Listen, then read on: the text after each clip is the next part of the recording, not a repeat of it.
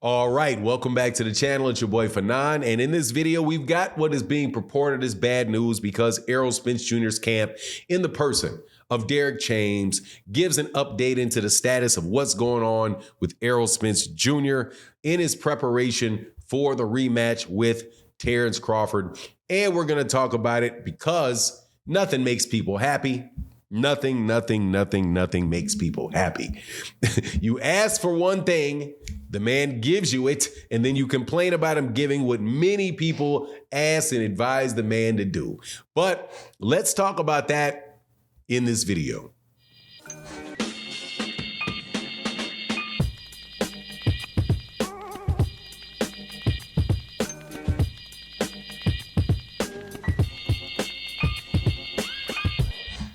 All right, welcome back to the channel. It's your boy Fanon, and in this video, we're going to be in the 154, 147 pound division. I don't know which one, where Derrick James, who has a big fight coming up this evening in San Antonio, Texas, where his prodigy, or I'm not his prodigy, his charge, let's call him his charge. The fighter he's training, Ryan Garcia, is fighting at a 143-pound fight against Oscar Duarte.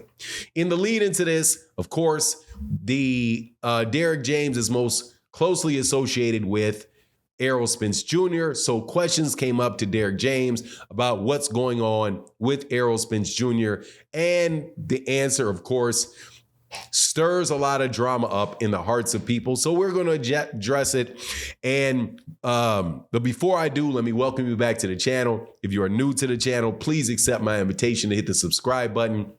Hit the bell icon so you can be notified of when we release more videos. And if you are a longtime subscriber and supporter of the channel, thank you guys so much for your continued support. It really makes a big difference to the channel. And thank you guys for supporting and the super thanks of videos like this. All right. And I mean that wholeheartedly. Thank you guys. Thank you, Matty Yo. Thank you, Barbara D. Thank you to everybody that does that. Jay Miller. Thank you. All right. So according to Derrick James, Errol Spence Jr. is in a good mindset. His mind is right. Everything is good to go with him, except for one thing. He's not in the gym. He's not in the gym training, according to his trainer, Derrick James.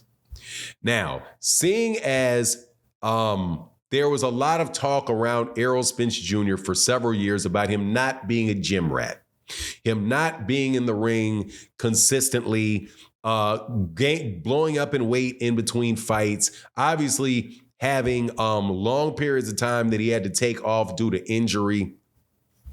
This is a concerning thing that he would not be in the gym right now, training, keeping his body in shape and all of that. Now, is this a reasonable concern for boxing fans? Yes, it is. It's a reasonable concern for boxing fans that are fans of Errol Spence and want the best for Errol Spence. However, I don't think you should take that at face value, and I don't think you should take it at face value. I mean, you shouldn't take it and just draw any type of conclusions from it because of the following. Number one, Errol Spence Jr. fought July 29th, and he really got beat up on July 29th. His body is going to need to heal from that. That is what everybody said, all professional boxers that I heard said when they were saying, well, we don't really know if he should go right back into the Terrence Crawford fight because he needs to rest. He needs to let his body heal from what took place in that particular fight.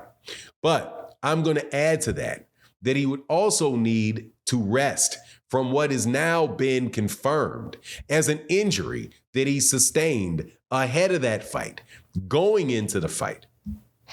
So if those things are true, then rest is absolutely what he needs.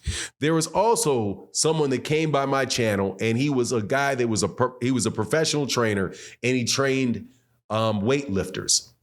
And he said, or excuse me, not weightlifters, bodybuilders. And one of the concerns that he had for Errol Spence when he listened to what the dietitian had done with Errol Spence leading into the Terrence Crawford fight was that the dietitian kept him on what seemed to be a low carb diet for an extended amount of time to keep his weight down. And what this particular person said was that when you do that, it depletes your strength. And so he said, when I'm in competition and say that I can bench, and I'm speaking as if I'm him, I can usually bench 350 pounds, right? I can bench 350 pounds with relative ease, right? Because it's a very big dude, right? So he said, I can do 350 pounds with, not a lot of stress on me. I can rep 350. But when I am going into competition and even though I'm ripped, right? Because I've basically got all the fat off my body and a lot of the water out of my body through dietary restrictions that I can't do. But, he said, I'm going to just throw out a number. I can't do a third. I only can do 2/3 of that. I'm significantly weaker, even though my muscles look big and strong. I'm significantly weaker. And so as somebody that is dealing with strength, you can only be in that mode for a certain amount of time. You can't be in that particular mode all the time and be able to keep your strength up. So all of those things to me say, when you look at if he was injured, the actual beating that he took from Terrence Crawford in the fight, and the amount of training that he did and keeping his weight near that 147 pound division, which his body probably does need a good amount of time to heal. And he doesn't need to be having high contact punches coming at him and all of that stuff. And at the same time, just because he's not in the gym, and there's also the interpretation thing that goes with what Derrick James says. Derrick says he's not in the gym.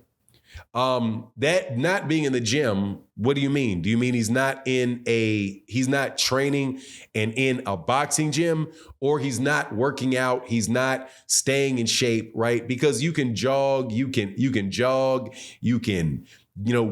do strength and conditioning type of workouts and all of that stuff and still not be in a boxing gym sparring and preparing for a fight, right? But whatever he said, but the good news is that Derrick James said Errol Spence Jr. is in a good place mentally. And I think that that's a wonderful place, a wonderful thing, because, when you lose like that, and you may wound up, being somebody that could feel sorry for themselves, somebody that really wallows and wallows in sorrow and really starts beating up on yourself.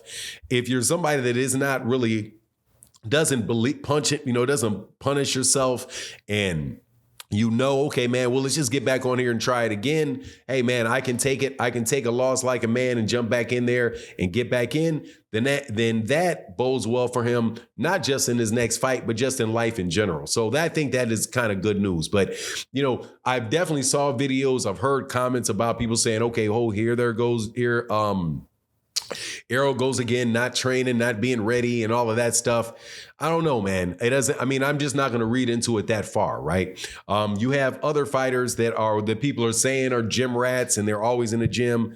But man, I see these same fighters at fights. I see them in separate fights. I see them going on vacation with their families. These guys are not training in the gym if they're over there in the UK, right? But anyway, it is what it is, man.